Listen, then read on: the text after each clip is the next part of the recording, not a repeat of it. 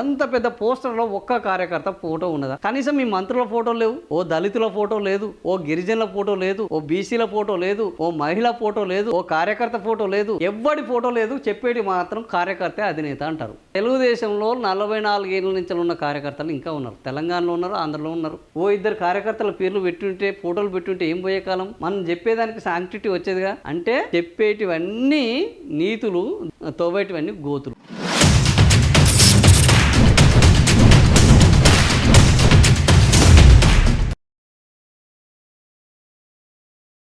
కార్యకర్తే అధినేత.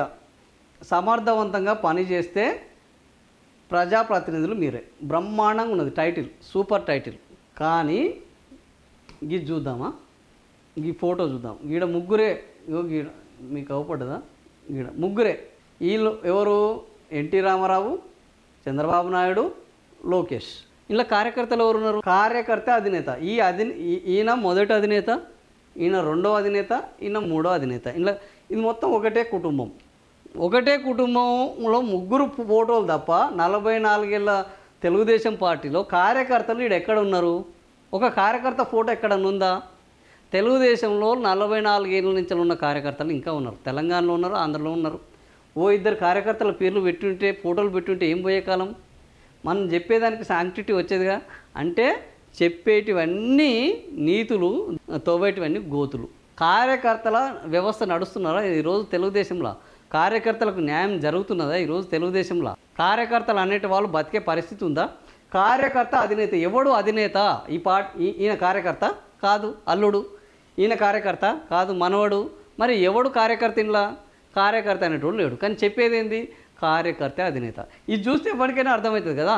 గంత పెద్ద పోస్టర్లో ఒక్క కార్యకర్త ఫోటో ఉన్నదా? కనీసం మీ మంత్రుల ఫోటో లేవు, ఓ దళితుల ఫోటో లేదు, ఓ గిరిజనుల ఫోటో లేదు, ఓ బీసీల ఫోటో లేదు, ఓ మహిళ ఫోటో లేదు, ఓ కార్యకర్త ఫోటో లేదు, ఎవ్వడి ఫోటో లేదు. చెప్పేటి మాత్రం కార్యకర్త అధినేత అంటారు. ఇంతకంటే ఇక మోసము, దగ ఇంకేమైనా ఉందా కార్యకర్తలను చేయడం? సమర్థంగా పనిచేస్తే ప్రజాప్రతినిధులు మీరే. ఎవడు ప్రజాప్రతినిధి అవుతుండు? పెమ్మసాని ప్రజాప్రతినిధి అవుతుండు. పెమ్మసాని చేసిన పని ఏంది? 1000 కోట్లకు అధిపతి. మీరు ఇచ్చే రాజ్యసభలు ఎవరు? 1000 కోట్లకు అధిపతులు. ఎవడు పని చేస్తే ఎవరికి పదవులు దక్కుతున్నాయి? ఎవడు జనాలను దోసుకొని మూటలను పెంచుకొని మీకు ఆ మూటలలో వాటాలు ఇస్తే వాడు ఈరోజు ప్రజాప్రతినిధి అవుతుండు. ఏ రాష్ట్రంలోనైనా, దేశంలోనైనా అంతే. దీనికి ఒక టీడీపీ ఒక్కటే అతీతం కాదు. తెలంగాణలో కూడా అట్లనే ఉన్నది, ఆంధ్రప్రదేశ్లో అట్లనే ఉన్నది. కారణం అన్ని రాష్ట్రాలు, ఏ దేశ చరిత్ర చూసినా ఏముంది గర్వకారణం అన్నట్టు, ఆ శ్రీశ్రీ మాట్లాడినట్టు, ఏ పార్టీ చరిత్ర చూసినా ప్రజాప్రతినిధులు సమర్థులు, నాయకత్వ లక్షణాలు ఉన్నాళ్ళు, పేదల పక్షాల పోరాడిన వాళ్ళు, ఇట్లాంటి వాళ్ళు ఎవడు ప్రజాప్రతినిధి అయ్యే అవకాశం లేదు. మొత్తము డబ్బుల సంచులు పట్టుకొచ్చిన వాళ్ళే. నారాయణ ఏం కార్యకర్త చేశాడు? నారాయణకున్న అర్హత ఏమున్నది? ఏ రకంగా శ్రీ చైతన్యరాజు ఏం కార్యకర్త చేశాడు? ఆయనకున్న అర్హత ఏమున్నది? మీ విజయవాడ ఎంపీ ఆయన కార్యకర్తనా లేకపోతే వ్యాపార? కేసినేని చిన్ని ఎవరు? వీళ్ళు కార్యకర్తలా? కార్యకర్తలు ఎవడు? కార్యకర్తలు ఆల్రెడీ ఇంకా కింద స్థాయిలో కార్యకర్తలు లెక్కనే ఉన్నారు. వాడు కష్టం చేసుకోకపోతే తినే పరిస్థితుల్లో లేరు. మీకు పల్లకిలు మోసి బోయిలుగా తయారై వాళ్ళ భుజాలు కాయలు కాసినాయి. బీసీలమని ఒకసారి, ఎస్సీలమని ఒకసారి, ఏ వర్గం దగ్గర పోతే ఆ వర్గం మోసం చేసి ఈరోజు ముగ్గురు, ఒక ఫ్యామిలీలో ఉన్న ముగ్గురు ఫోటోలు వేసుకొని కార్యకర్తల అధినేత అంటే జనాల చెవులో పువ్వులు పెట్టడం కాదు ఇది.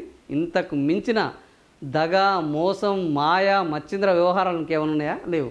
ఇది నిన్న జరిగిన 44వ ఆవిర్భావ దినోత్సవ సభ యొక్క ఇంకా నేకుడు లైస్ అంటారు కదా, అట్లాంటివి నగ్న సత్యాలు అంటారు. ఇవి సిగ్గులేని అబద్ధాలు.